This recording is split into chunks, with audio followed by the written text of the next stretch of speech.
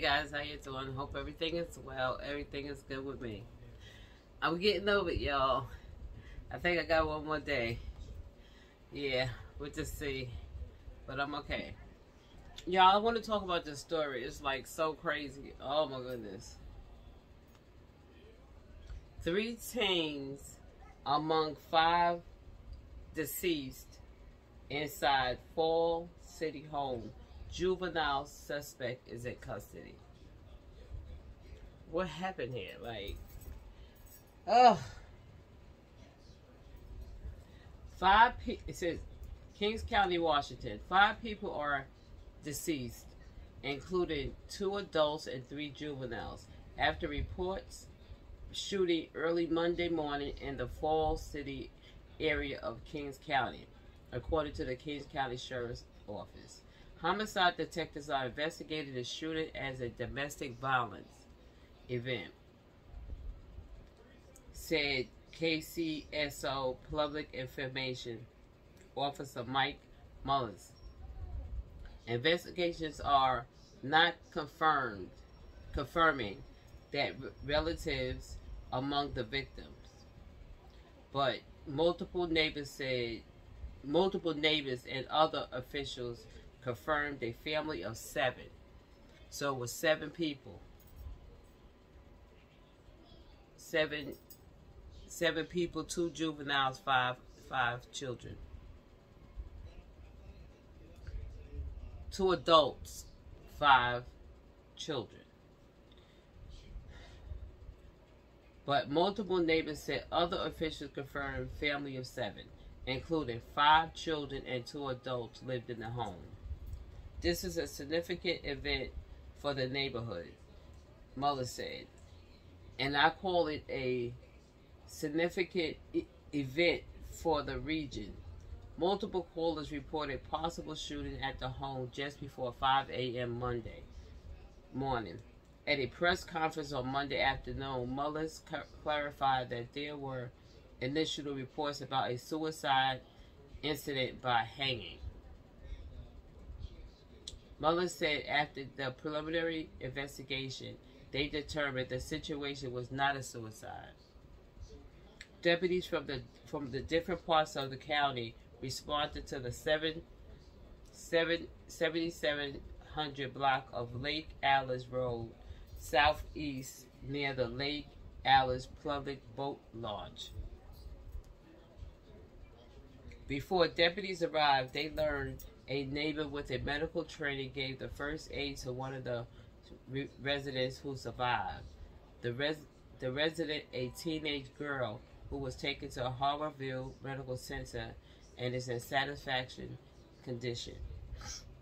Mullins said that when deputies arrived at the home, the incident had already concluded.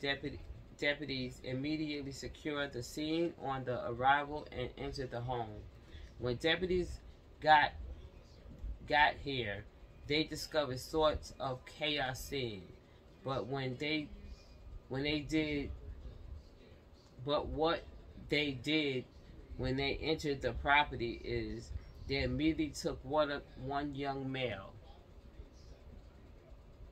teenage male, into custody, Mullins said. Excuse me, y'all. What they found was a mix of injuries and injured and deceased persons. The Major Crime Unit of the KCSO will lead the investigation along with the Medical Examination Office, but asks for help from the Washington State Patrol to bring a crime scene response unit. WSP will take over the forensic at the scene. It is traumatic. It is a traumatic scene, Muller said. That discovery prompted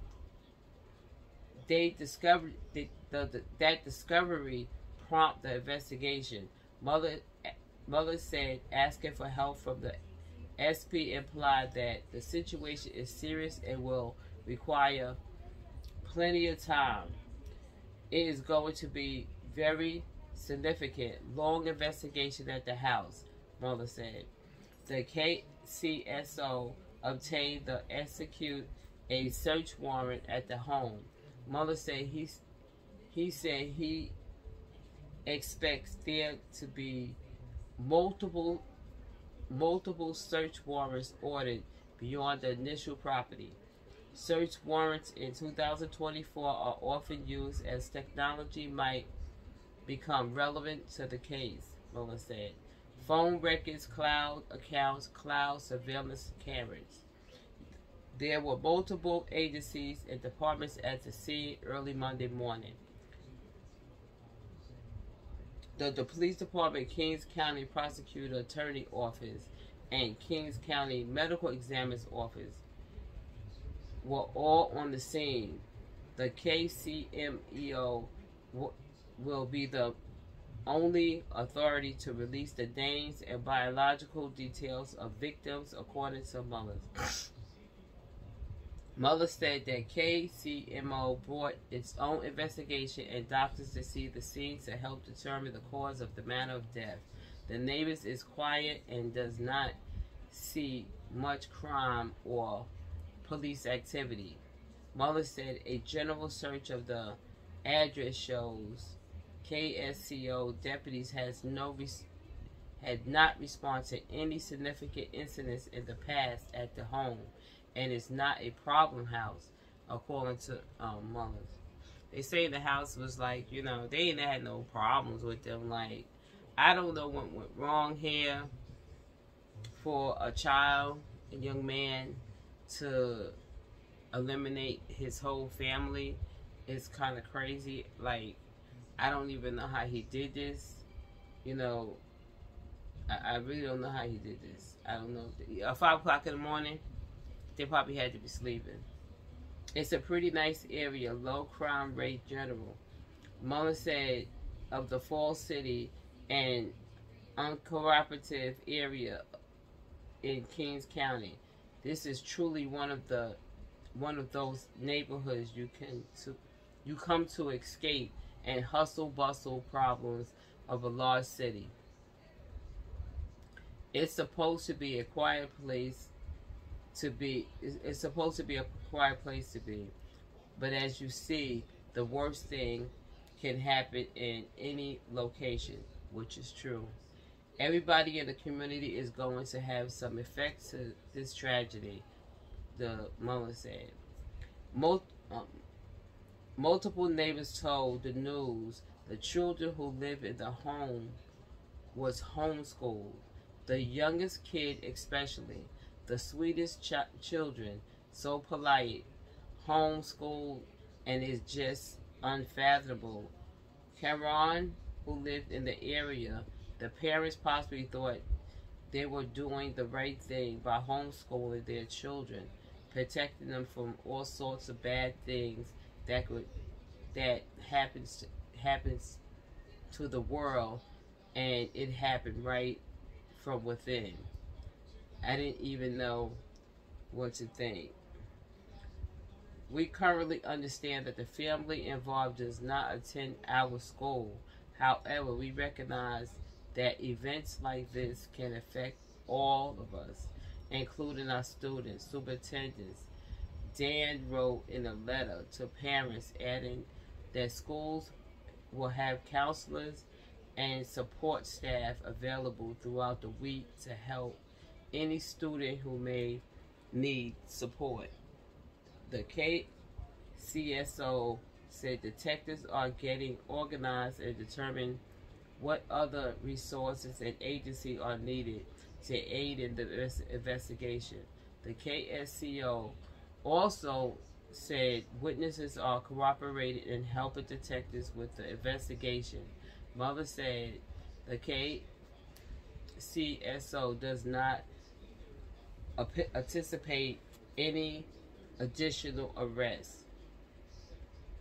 The teenage suspect arrested is due in juvenile court Tuesday afternoon. Is expected to face possible charges. Kings County prosecutor noted the teen does not have any prior criminal history in Kings County. The Kings County prosecutor attorney's office also noted it is office also noted it's too early in the process to say if the teen will be charged as an adult, explaining once the sheriff office refer the case to the prosecutor, they will discuss possible charges the teen suspect as an adult. I'm saying, like, I don't know what happened, okay? He's a teenager. I don't know what drove this young man or young woman, because they're not saying if it's a guy or a female. But one sister, she was saved. Somebody was a medic on the scene, so they saved her, thank God. But I don't know what got into this young man or young woman to eliminate your whole family. You know, and it happened at 5 o'clock in the morning. So, I don't know. I don't know. I hope he ain't had no drugs in him, or I don't know. I just really don't know. And to me, when families like homeschool their kids, you know, you do be trying to protect your kids from, you know, the outside world or whatever like that. But that's, to me, you know, homeschooling them is cool and everything, but, you know, you have to learn how to live out in this world, like, for real, because you have no clue. Like, it's difficult out here, but, you know, parents are protective of their children. We cannot tell them, you know, if you should homeschool them or not homeschool them. You know, that's their decision. But, you know, maybe, you know, the person, the young person wanted to go out. I don't know if they let them out, if they keep them in. Like, I don't know. But that's a bad thing. I'm going to be real with you. You cannot keep children locked in a house. I'm not saying that happened, but I'm just saying, like, you know, they was homeschooling them, you know, trying to, like, keep them from the bad or whatever like that. You can't do it. It's not going to happen. Crime is all over. It doesn't matter. It's all over. But anyway, y'all, I'm going to let y'all see the video. All right, y'all? So hit that like button and subscribe, y'all. All right? Just wait for the video, please. Kind of a repeat from this morning for some of you. The information that I have right now is it's good. It's general. It's preliminary, because this investigation is still in its early stages, even though we're hours into this. The information I give out or have given out could change at any time. We want to update it as possible, but things can change day to day, hour to hour, potentially. So with that, let me tell you what happened this morning. King County Sheriff's Office received a few phone calls this morning, 911 calls, about some kind of disturbance with gunfire at a residential house behind us, the 7700 block of Lake Alice Road. On the way out here, so deputies from all over the north part of King County came out here, from Sammamish, Snoqualmie Pass, as far as Redmond Ridge, all rushed out here at this call. En route, we learned that there was a neighbor who had medical experience, who was providing aid to an injured individual, presumably who had been shot but was surviving. When deputies got here, they discovered sort of a chaotic scene. But what they did when they entered the property is they immediately took one young male, teenage male, into custody. They discovered that there was, in fact, one injured teenager. That teenager was given medical attention and was quickly transported to Harborview Medical Center. When deputies entered the residence and property itself, they discovered 5 deceased individuals inside the home. These included 2 adults and 3 juveniles. I don't have the specific ages of the juveniles, but I think it's fair to say that they were young teenagers. Beyond that, I don't know any demographic information on them. Once those bodies were discovered, clearly we understand that this is a hugely significant crime scene, and we started our incident command structure process, where we started determining, first of all, we get the scene safe. Second of all, we determine what resources we need. who we're going to call out, how we're going to replace individuals that have other duties throughout the department. And that really started around 6:30 a.m. and we've been doing that ever since. One of the first steps was to call out our King County Sheriff's Office Major Crimes Unit. They're going to be the lead investigators in this case. They'll live with the case from today until it's concluded sometime in the distant future. Along with that task, we called out the State Patrol, the Washington State Patrol Crime Lab Crime Scene Response Team. It was determined that this is a very significant scene with multiple victims, a difficult scene, and we needed the expertise of the State Patrol's Crime Lab to come and really take ownership of the forensic side of this. We do that because it really gives us an opportunity to know who our scientists are going to be as the case moves forward. It also gives our detectives in Major Crimes Unit a little break from having to do the forensic side of it, because we do have other homicide investigations that they're continuing to go out on and that they have in their queues. I'm going to take a break for a second here, take a look at a couple notes.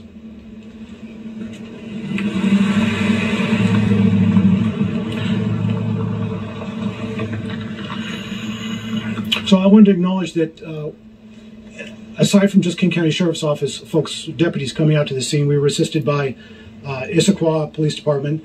They came out and helped us.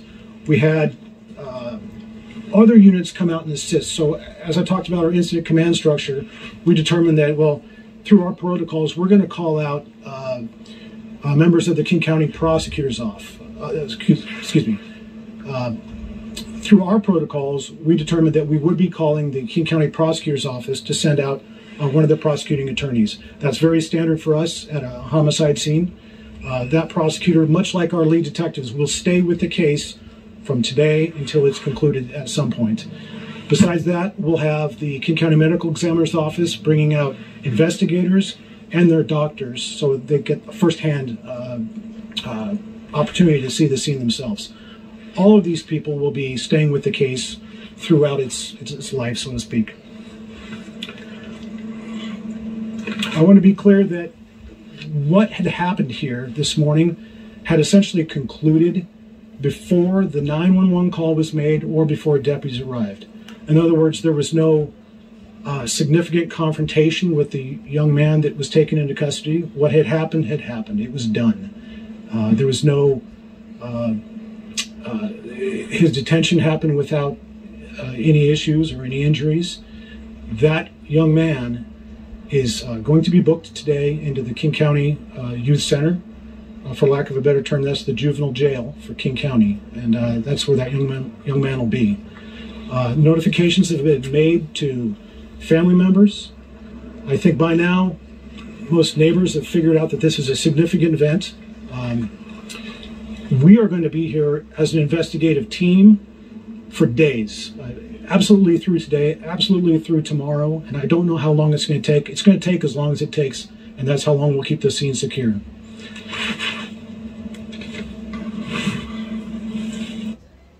Hi. I think that's kind of it for my presentation, but is there questions, I suppose? I'm curious, can you tell us the age of that teen that was taken into custody, and if you shared anything about what happened? I can only say that the young man appears to be school-aged, more like a high school-aged person. I don't want to be wrong if I give you a certain age, but he's a young teen. He's a teenage, mid-teens, yeah. And so describe again for us the number of people who have died and their age ranges, or as best you can. Sure. So what our deputies discovered in the house was 2 adult individuals and 3 obvious juveniles. I'm not going to say what their roles in life. I can't even say for sure whether this is a parent and children. I just don't know the relationships. They could be any type of relationship. So I'm going to withhold confirming any relationships, but it does appear to be that this is a family incident, clearly a domestic violence incident that involves not only a young man who's now in significant trouble, and it involves firearms, young men and firearms. So I know the call initially came in as a possible suicide, so did this teen, can we assume, called in to report a suicide? possible suicide? Yeah, thanks. In fact, I did want to clarify a couple things about the initial call out. I know there's been some word about the way the call came out, and it was described as a potential suicide, or that in fact somebody had committed suicide, potentially by hanging. As we speak now, several hours later, we've determined that that was a miscommunication, a misunderstanding between the 911 caller and our call taker. The word hiding might have been misconstrued as hanging. And so our deputies did come in thinking we had some sort of a suicidal situation or perhaps a completed suicide. But really, once they got on scene, met with the first witnesses, met with the young men that they ultimately took in custody, and of course found the deceased bodies, it became evident that there was no hanging involved. I'm not going to comment on the specific content of the initial 911 calls because, as you all know, those actually become evidence.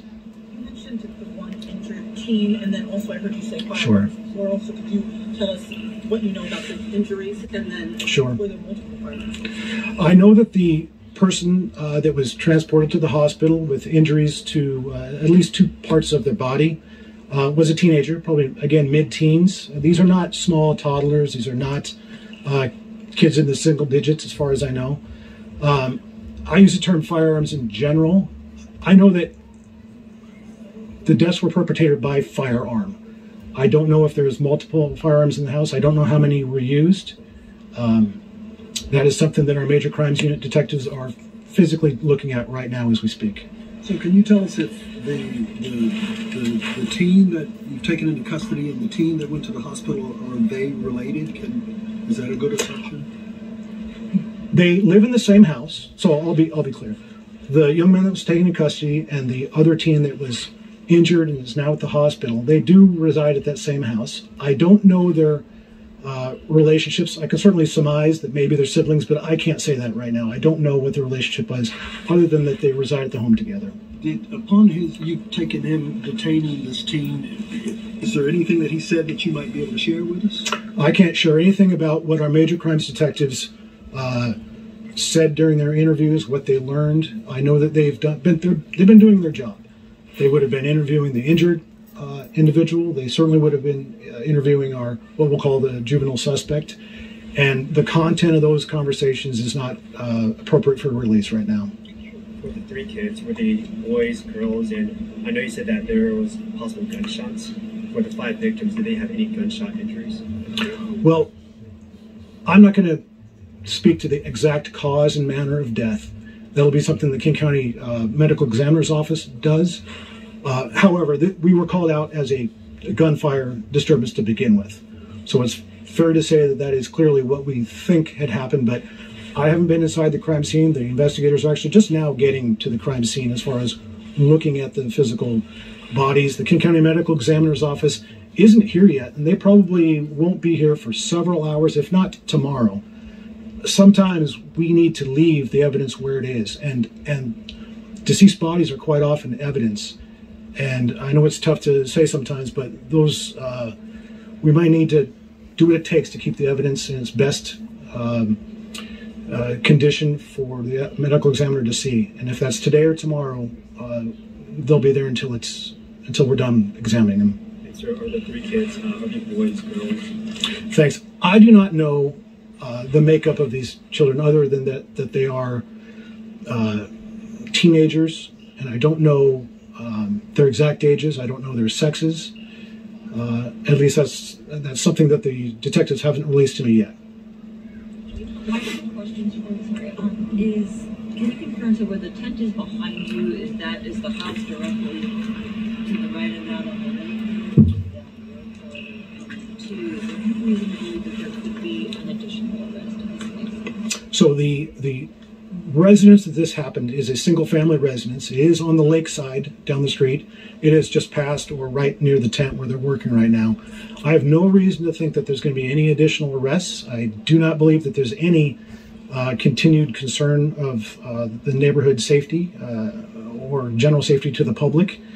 This incident was a very contained tragedy within a family or within an extended family or the residents here.